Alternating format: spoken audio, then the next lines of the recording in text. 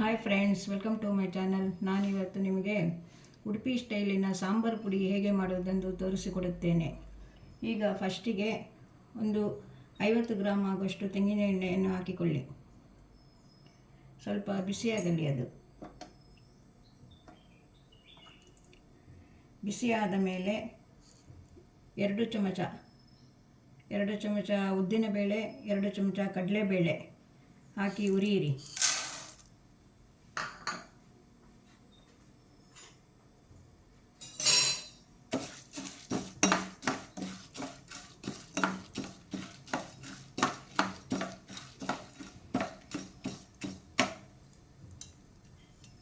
ಈ ಚಮಚದಲ್ಲಿ ಹಾಕಿ ಮತ್ತು ಇಷ್ಟು ದೊಡ್ಡ ಹಿಂಗು, ಇದು ಹಿಂಗು ಗಟ್ಟಿ ಹಿಂಗು, ಇದು ಪೌಡರ್ ಅಲ್ಲ, ಇದು ತುಂಬ ಪರಿಮಳ ಇರುತ್ತದೆ. ಎಷ್ಟು ದೊಡ್ಡದು ಹಾಕಬೇಕು, ಇದಕ್ಕೆ ಹಾಕಿಬಿಡಿ. ಇದು ಸ್ವಲ್ಪ ಕೆಂಪಾಗುವವರೆಗೆ ಹುರಿಯಬೇಕು.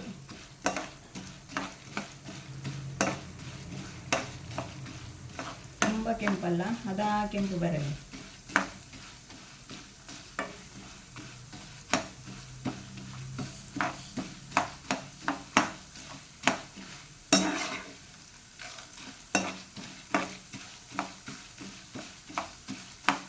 ಈಗ ಕೆಂಪು ಸ್ವಲ್ಪ ಬರುತ್ತಾ ಇದೆ.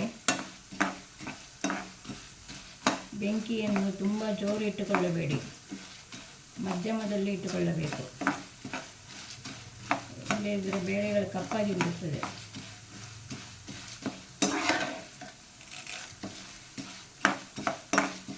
ಈಗ ಇದಕ್ಕೆ ಮೆಂತ್ಯ ಹಾಕಿ.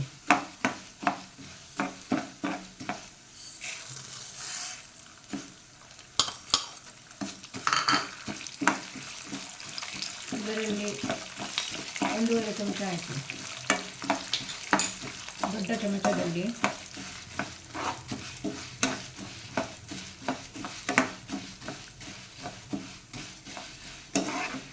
ನೋಡಿ, ಈಗ ಬೇಳೆ ಕಂದು ಬಣ್ಣಕ್ಕೆ ಬರುತ್ತಿದೆ.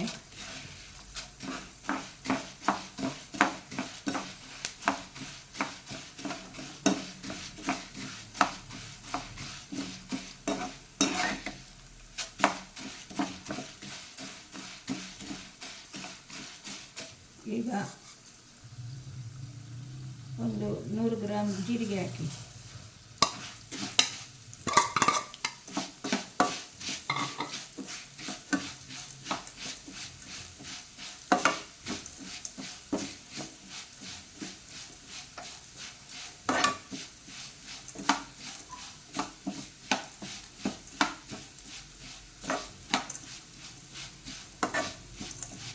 ಜೀರಿಗೆ ಎಲ್ಲ ಚೆನ್ನಾಗಿ ಹುರಿಯಬೇಕು, ಕಪ್ಪಾಗಬಾರದು. ನೋಡಿಕೊಂಡು ಹುರಿಯಿರಿ.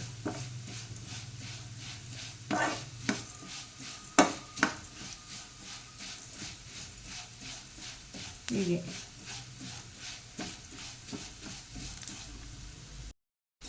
ಈಗ ಕಲರ್ ಚೇಂಜ್ ಆಗುತ್ತಾ ಬಂದಿದೆ ನೋಡಿ. ನಿಮಗೆ ಲೋಟದಲ್ಲಿ ಗೊತ್ತಾಗಲಿಲ್ಲ ಅಂದರೆ ಒಂದು 250 ಗ್ರಾಮ್ ಹಾಕ್ಕೊಳ್ಳಿ. ಧನಿಯಾ 250 ಗ್ರಾಮ್ ಹಾಕಿ. ಧನಿಯಾ ಒಂದು ಇಡೀ ಬೇಸಪ್ಪ ಹಾಕಿ. ಇಷ್ಟು ಅರ್ಧ ಧನಿಯಾ ಉರಿಯುವಾಗ ಹಾಕಿ.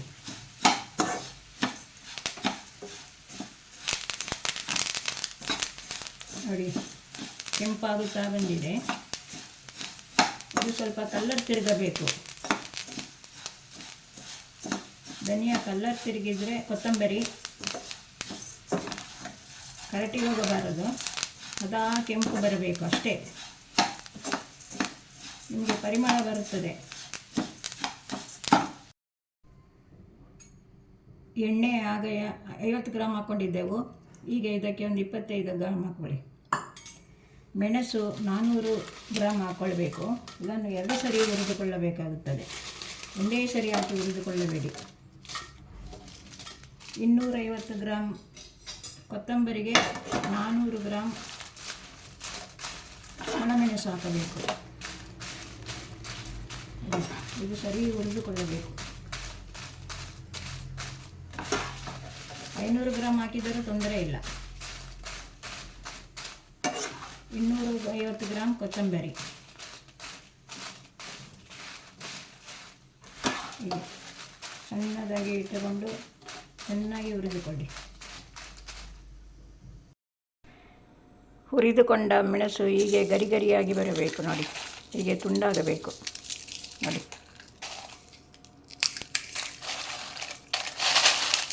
ನೋಡಿ, ತುಂಡಾಗಬೇಕು. ಮೆಣಸು ಕೊತ್ತಂಬರಿ ಎಲ್ಲ ಹುರಿದುಕೊಂಡಾಗಿದೆ. ಈ ರೀತಿ ಹುರಿದುಕೊಳ್ಳಬೇಕು. ನಿಮಗೆ ಇಷ್ಟವಾದರೆ ಲೈಕ್ ಮಾಡಿ, ಶೇರ್ ಮಾಡಿ, ಸಬ್ಸ್ಕ್ರೈಬ್ ಮಾಡಿ ಫ್ರೆಂಡ್ಸ್. ಎಲ್ಲರಿಗೂ ಶೇರ್ ಮಾಡಿ. ಇದನ್ನು ಎಲ್ಲರೂ ನೋಡಲಿ. ಸಬ್ಸ್ಕ್ರೈಬ್ ಮಾಡಿಕೊಳ್ಳಿ ನೋಡಿದವರೆಲ್ಲ. ನಾನು ಹಾಕುವ ಎಲ್ಲ ವಿಡಿಯೋಗಳು ನಿಮಗೆ ಕಾಣುತ್ತದೆ ನೋಡಿ. ಎಷ್ಟು ಚೆನ್ನಾಗಿ ಬಂದಿದೆ.